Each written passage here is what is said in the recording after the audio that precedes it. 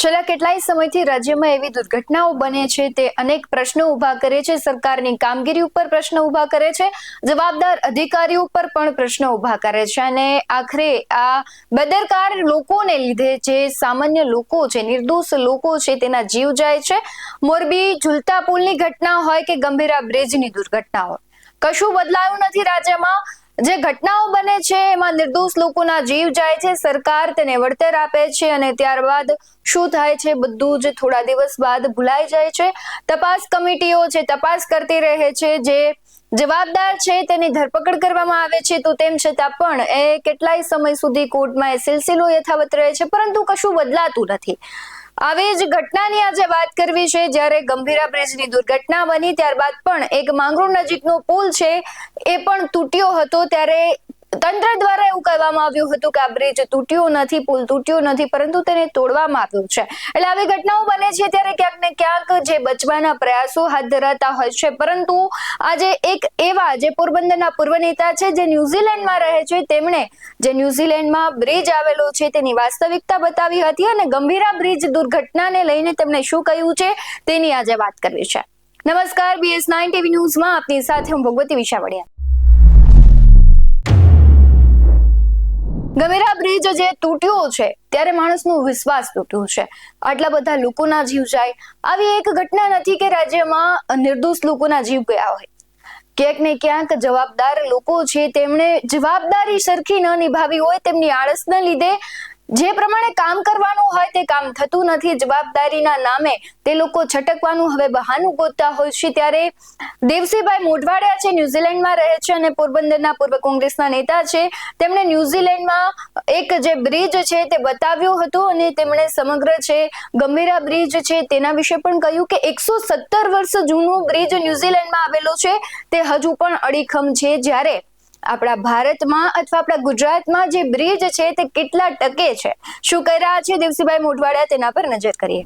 તાજેતરમાં ગુજરાતમાં બરોડા નજીક ગંભીરા પુલ નો એક ગાળો પડી જવાની જે ઘટના બની, એ પછી બ્રિજની ક્ષમતા, બ્રિજનું બાંધકામ, બ્રિજનું ટકાઉપણું અને હજી ગંભીરા જેવા કેટલાક ક્યારે ધરાશાયી થઈ જાય એવા કેટલાય બ્રિજો પડ્યાને વાંકે હજી ઊભા છે. ત્યારે હું આજે ન્યૂઝીલેન્ડના નોર્થ આઇલેન્ડમાં આવેલા વાઇકાટો રિજિયનની અંદર, કેમ્બ્રિજ શહેરની અંદર 1907 એટલે કે આજથી 110 વર્ષ પહેલા બનેલો વિક્ટોરિયા બ્રિજ અને વિક્ટોરિયા બ્રિજની હિસ્ટ્રી આપને બતાવવા જઈ રહ્યો છું. મિત્રો, 110 વર્ષ પૂર્વે બનેલો આ વિક્ટોરિયા બ્રિજ આજે પણ અડીખમ ઊભો છે, કારણ કે આ બ્રિજના બાંધકામની અંદર એન્જિનિયરિંગની કમાલ તમને જોવા મળશે. સાથે સાથે જે બાંધકામ છે એની ગુણવત્તા તમને જોવા મળશે અને સાથે સાથે તે કામની અંદર કેટલી ચીવટ, કેટલી તકેદારી અને કેટલું જે આગોતરું આયોજન અને દીર્ઘદ્રષ્ટિ દાખવી હશે એ તમે બ્રિજ જોશો તો તમને ખ્યાલ આવશે. આવો મિત્રો, હું તમને કેમ્બ્રિજ શહેરના આ વિક્ટોરિયા બ્રિજની મુલાકાત કરાવું છું. મિત્રો, આપ જે જોઈ રહ્યા છો એ આ બ્રિજનો ફાઉન્ડેશન સ્ટોન છે, જે વિક્ટોરિયા બ્રિજના સ્ટાર્ટિંગ પોઈન્ટ ઉપર મૂકેલો છે. આ બ્રિજ 1907ની અંદર 21 ડિસેમ્બરે ખુલ્લો મૂકવામાં આવેલો છે. મિત્રો, આ વિક્ટોરિયા બ્રિજને જ્યારે 1 સદી પૂરી થઈ ત્યારે આ બ્રિજની ઉજવણી કરવામાં આવી હતી, જેનો આ માઇલસ્ટોન આપ જોઈ શકો છો. મિત્રો, આ સ્ટીલ બ્રિજ છે એ ડોક્ટર JAL વેડેલે બનાવેલી હતી. સાઇટ સુપરવિઝન JE ફુલટને કરેલું હતું. સ્ટીલ વર્ક છે એ અમેરિકન બ્રિજ કંપનીએ કરેલું હતું અને કન્સ્ટ્રક્શન છે આ બ્રિજનું એ GM ફ્રેસર ડનેડિન એટલે કે ન્યુઝીલેન્ડનું એક સિટી છે તેમના દ્વારા કરવામાં આવ્યું હતું. મિત્રો, કેમ્બ્રિજનો આ જે વિક્ટોરિયા બ્રિજ છે એ NZ હિસ્ટોરિકલ પ્લેસમાં એને મૂકવામાં આવેલો છે, જેનો રજિસ્ટર્ડ નંબર છે 4159.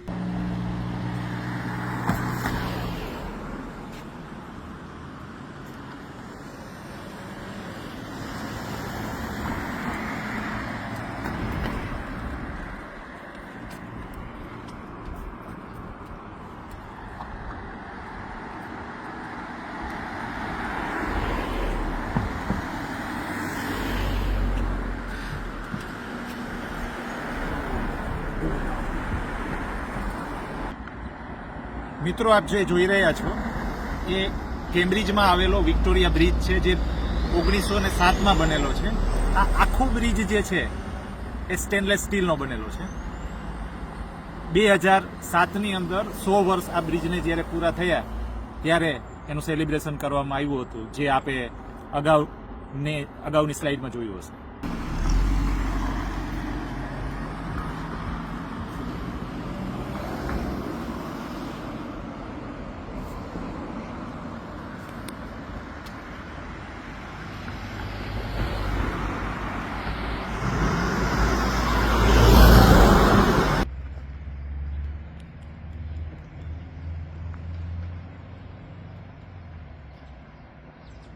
મિત્રો, આપણે સૌપ્રથમ વિક્ટોરિયા બ્રિજનું ટોપ લેવલ જોયું. આ બોટમ લેવલ છે.